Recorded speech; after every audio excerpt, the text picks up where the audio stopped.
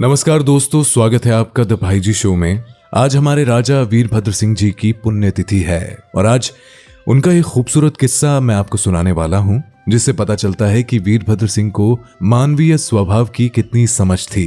वीरभद्र सिंह मौके के अनुसार प्रतिक्रिया देते थे। कोई भी फैसला लेने से पहले वो उस निर्णय का भविष्य में होने वाले इम्पैक्ट को भी ध्यान में रखते थे और यही वजह थी कि वो दूरदर्शी नेता कहलाते थे।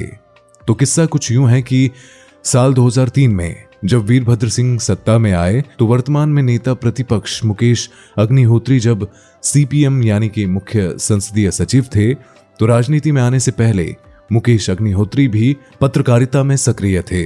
2003 में सत्ता में आने के बाद वीरभद्र सिंह जब पहली बार हरोली पहुंचे तो वहां पर मीडिया के एक प्रभारी भी मौजूद थे, बल्कि मीडिया के प्रतिनिधि शिमला से ही वीरभद्र सिंह जी के काफिले के साथ थे। हरोली विधानसभा क्षेत्र के कांगड़ा में हेलीकॉप्टर लैंड किया गया। परंपरा के अनुसार पुलिस गार्ड की सलामी होनी थी और जैसा कि सलामी में बिगुल फूंका जाता है। अब बिगुल बजाने वाले कर्मी ने जैसे ही फूंक मारी तो बिगुल से कोई स्वर नहीं आया। घबराए हुए बिगुल वाले ने फिर से जोर से फूंका, इसके बावजूद भी धुन नहीं निकली। अब सभी की नजरें उस बेचारे बिगुल वाले पर टिक गई थी। मौके पर मुख्यमंत्री वीरभद्र सिंह जी भी मौजूद थे। ऐसे में बिगुल वाला और भी घबरा गया। बुरी तरह से हड़बड़ाए बिगुल वाले ने आखिरी कोशिश में पूरा जोर लगाया और तब आखिर में बिगुल से भां भां की आवाज आई और बीड़ी का बंडल बिगुल से लहराता हुआ बाहर जमीन पर गिर गया। ये देखकर मौके पर मौजूद सभी लोग वहां हंसने लगे। हैरत की बात तो ये थी कि खुद सीएम वीरभद्र सिंह जी भी ये देखकर जोर से ठहाका मारने लगे। खैर, थोड़ी देर के बाद ही बाकायदा बिगुल के साथ सलामी हुई और सलामी के बाद मुख्यमंत्री वीरभद्र सिंह चौकी से उतरकर सीधे बिगुल वाले के पास गए और वहां पड़ा बीड़ी का बंडल उठाया और उसकी जेब में ठूंस दिया। बहुत ही स्नेह भरे लहजे में वीरभद्र सिंह ने बिगुल वाले से कहा, देखो, ये बीड़ी पीना अच्छी बात नहीं है। सर्दी का मौसम था, लेकिन मुख्यमंत्री के सामने कांप रहे बिगुल वाले के माथे पर पसीना निकल रहा था। उधर महकमे की किरकिरी पर एसपी ऊना बिगुल वाले को खा जाने वाली नजरों से देख रहे थे। एसपी साहब का गुस्सा 7वें आसमान पर था, लेकिन सीएम के सामने वो चुपचाप खड़े थे।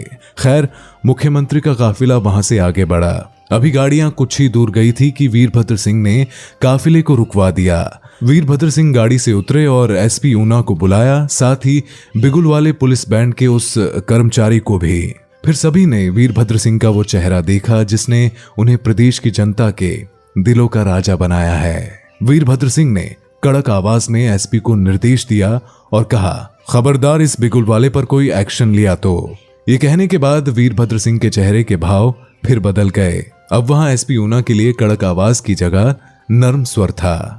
नर्म स्वर में मुस्कुराते हुए वीरभद्र सिंह ने कहा, अरे भाई, बाजे वालों को आदत होती है बीड़ियों को बाजे में छुपाने की, ताकि कोई उनसे मांग न ले, इसीलिए वो चुपके से यहाँ इस बाजे के अंदर इसे छुपा लेते हैं। अगर वीरभद्र सिंह के पास मानवीय संवेदनाओं वाला चेहरा ना होता तो एसपी ऊना के साथ बिगुल वाले का क्या हाल होता, ये तो समझा जा सकता है। अब कहानी का क्लाइमेक्स कुछ यूं बदला कि कुछ साल बाद वीरभद्र सिंह फिर से ऊना दौरे पर थे और वही बिगुल वाला फिर मिला और पता चला कि उसने उसी दिन से बीड़ी पीना छोड़ दिया था। और जब वीरभद्र सिंह को ये सारी बातें पता चली तो उन्होंने कहा, अगर उस समय सजा दी होती तो ऐसा सुधार शायद ही मुमकिन था। वीरभद्र सिंह को मानवीय स्वभाव की गहरी समझ थी और ये उनके लंबे राजनीति व सार्वजनिक जीवन में भी लक्षित होती रही।